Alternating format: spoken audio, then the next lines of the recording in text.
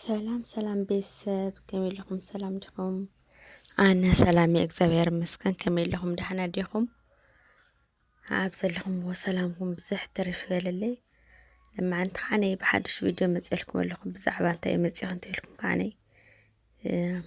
ብዛዕባ ሸዊት መዝገቦ ምስ ሰባያ ዘጋጠሞም ነገር ይሕዘልኩም መፀ ዘለኹ። ነዛ ቪድዮ ክጅምሩ ከለኹም ላይክ ገይርኩም ሕለፍ ኢኹም ሓድሽትን ዝኾንኩም ባ ሰብስክራይብ ገይሩ ማለት እዩ።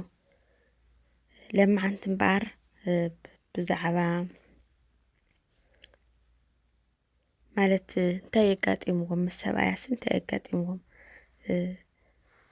ናይ ህዝቢ ነገርማ ብጣዕሚ እዩ ዝገርም። ከመይ ሕጂ ሸዊት ብጣዕሚ እያ ተፈላጢት ኣብ ህዝቢ ፍሉይ እንትን ኣለዋ ማለት ብሙዚቃ ኩሉ ሰብ እዩ ዝፈልጣ ኩሉ ሰብ እዩ ዘድንቓ። ሕጂ ብኸምኡ ስለ ዝኾነ ይመስለኒ ኩሉ ሰብ ንዓ ይድግፍ ኣሎ። ብኸምኡ ድዩ ክንከድ ዘለና ግን እቲ ሓቂ ብሕልናዊ ነገር ብሓቂ ዳኣ ክንፈርድ ኣለና ማለት ኣንሕና ክንፈርድ ኣይግበአናይ። ፍርዲ ናይ እግዚኣብሔር እዩ። ግን ከዓነ በቲ ዝሰማዕናዮ ከምቲ ዝበለና በቱ ዝናገር ነበረ ሰብኣይሲ ምንም ስሕተትስ ኣይረአኹሉን። ሕጂ ሰብ ሓደ ህቡብ ተፈላጢ ደራፋይ ከምኡ ጌራ ነይራ ትትኾን ንምንታይ ከምዚ ጌራ ንምንታይ ከምዚ ጌራቶ ኣብ ልዕሊ ንምንታይ ከምዚ ዓይነት ተብል ኢልና ሆ ክንብል ነርና። ሕጂ ንዙ ሰብኣይ ግን ስለ ንፈልጦ በቃ ንሳሲ ከምዚ ኣይትገብርን ከምዚ ኣይሰርሕን ኢልና በቃ ብጣዕሚ ፍርድ ኣቢሉ ህዝቢ። ግን ከዓነ ከምዚ ክኾን የብሉን ማለት እዩ። ከምዚሲ ክንብልስ የብልናይ ሰብሲ ደጉዑ ዳኣ እምበር ውሽጥስ ከመይ ጌርካ ትፈልጦ ማለት እዩ። ክትፈልጦስ ኣይትኽእልን። ኣብዚ ንሕና ክንፈልጦ ዘለና ማለት እዩ ንሓደ ሰብ ክንፈትዎ ንኽእል ኢና። ግን ከዓነ እቲ ሓቂ ድማ ክንሓልፍ የብልናይ። ምፍታውን ሓቅነትሲ ፍልይ ኣለዎ ማለት እዩ። ከምዚ ጌርናሲ ከምዚ ጌርና ይገብርን ኢልና ገለስ ክንምሕልስ ኣይንኽእልን። ከመይ ጌርና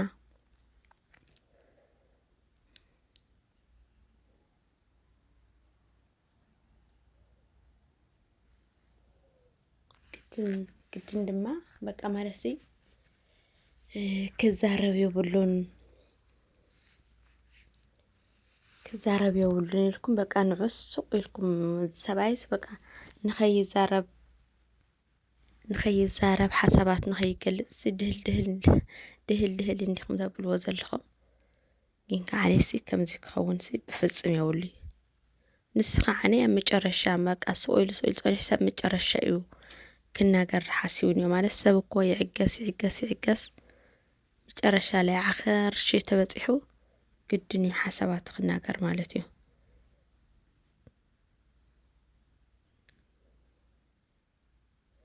ከቢዱ ከምዚ ዓይነት ኣተሓሳስባ ኣብ ወዲ ሰብ ግን እንተዝውገድ ይብል። ንምንታይ ናይ ሓደ ወገን ሒዝናሲ ንሓደ ወገን ብቻ ክነድንቕ ኣለና ማለት እዩ። በፍጽም ከምዚ ክኾን የብሉይ።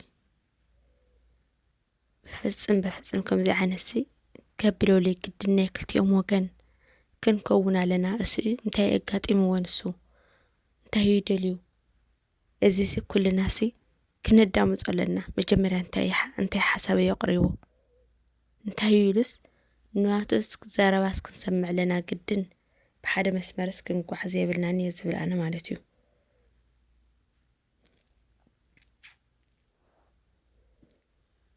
ቀዳምነት ክንፈልጦ ዘለና ድማ ንሳሲ ከምዚ ዓይነት ክትገብር ዝገበረትስ ንምንታይ እያ?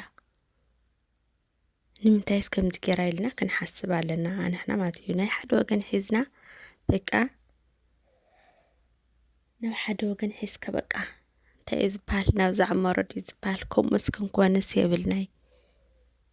እንተ ሓደ በቃ ማለሲ ምንም ሓሳባቱ ድሌቱ ከይተረዳእኻ ድቁስቁስ በቃ ከም ወዲቑ ከም ዘይትስእ ንገብሮ። ሓደ ግዜ ንሓደ ሰብ ተፈቲኻዮ በቃ خلاص ኩሉ ግዜ ብኡ ጌርካ ናብ ላዕሊ እንዳሰቐልካዮ ክትነብር ኣነ ጽቡቕ ይመስለኒ በዛ ወገነይ ማለት እዩ።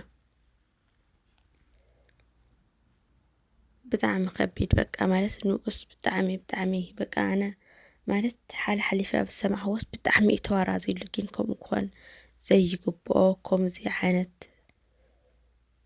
ህዝቢ በቃ ሰብሲ ናይ ክልተ ወገን ማዕረት ተኾነ እምበር እንተ ሓደ ደቂሱ እንተ ሓደ ልዕል ከብል በፍፅም ከምዚ ዓይነት ህዝቢ ክኸውንስ የብሉን ማለት እዩ። ግድን እዩ ዋላ ሰበይቱ ስለ ዝነበረት እሞስ ክሓብአላ ገለገለ ኖ ማለት ሰብ ተበዲሉ በቃ ሰብ ናይ ኢዱ እዩ ክረክብ ዘለዎ ማለት እዩ። ልዕሊ ዓቕሙ ኮይኑዎ ክኾን ይኽእል ከዓ ከምኡ ዝበለ ማለት እዩ። ተጸሚሙ ቃል ምስ ኣበዮ ተናጊሩ ክኸውን ይኽእል እዩ። ኣነሲ ኣብቲ ግዜ ፀገማ ኣነ እየ ነይረ ሰባ ኣነ እየ ነይረ ጎና እንዳበለናሲ ብጣዕሚ ከቢድ ኣብ ግዜ ሰብ ዘድልያ ግዜ ሰብ ከይንዋ እዩ ሓሚማ ከላ ኣብ ጎና ነይሩ መሐከሚ ነገር ኩሉ ነገር ኣልያ ነይሩ።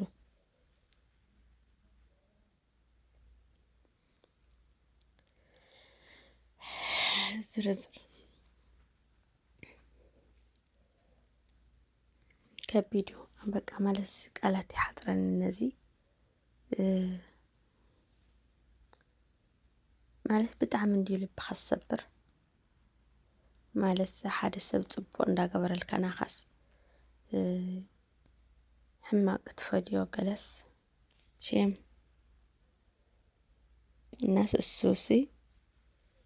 እሱስ ክናገርስ መሰል እዩ ኣብቲ ተመቸ ሰዓት መፅኡ ሓሳባቱ ናብ ህዝቢ ከቕርብ መሰል እዩ።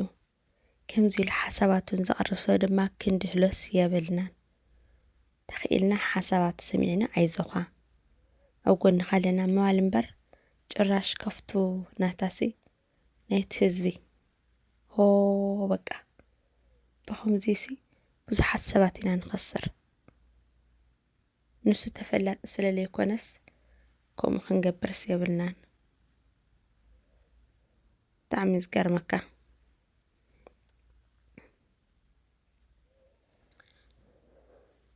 ማለት እሱ ናይ ባዕሎም ምክንያት ክህልዎም ይኽእል እዩ። ናይ ባዕሎም ምክንያት ክህልወኩም ንሳ ከምኡ ዝገበረትሉ ወይ ናይ ባዕሎም ምክንያት ክህልዋ ይኽእል እዩ። ኣንሕና ንፈልጦ ነገርስ የብልናይ ንሱ ካብ ኣብቲ ሰብ ዘድልላ ሰብ ኮይኑዋ ኣሎ ኣብ ዝለዓለ ደረጃ ንክትበፅሕ ምስኣ ኮይኑ ጎና ሓጊዝዋ ኣሎ ኣብዚ ዘድልዮ ደረጃ ምስ በፅሐት ድማ ክትገድፎ ወይ ከዓኒ በቃ እንትንወስና ግን ከምዚ ክኸውን የብሉን። ንሕና እውን ብሕልና ወዳእ ክንጓዓዝ ዘለና እምበይ ብስምዒት ክንጓዓዝ የብልናን እየ ዝብል ኣብዚ ማለት እዩ። ኣንሕናሲ ለማዓንቲ ደኣ እምበር ፅባሕ ኣይንነብር ፅባሕ ስታይ ዓይነት ሂወትና ብኸመይ ኢና ክንነብር ኣለናድና የለናን ስለዘይንፈልጥ ዝተኻኣለና መጠን ንሕልናና ኢልና እንተንነብር እምበር ንስምዒትና ክንነብር የብልናን እየ ዝብል ማለት እዩ። ናዚ ሰብ ኣነሲ ዘይግብአንን ኢደይስ ዘይኮነን ኢሉ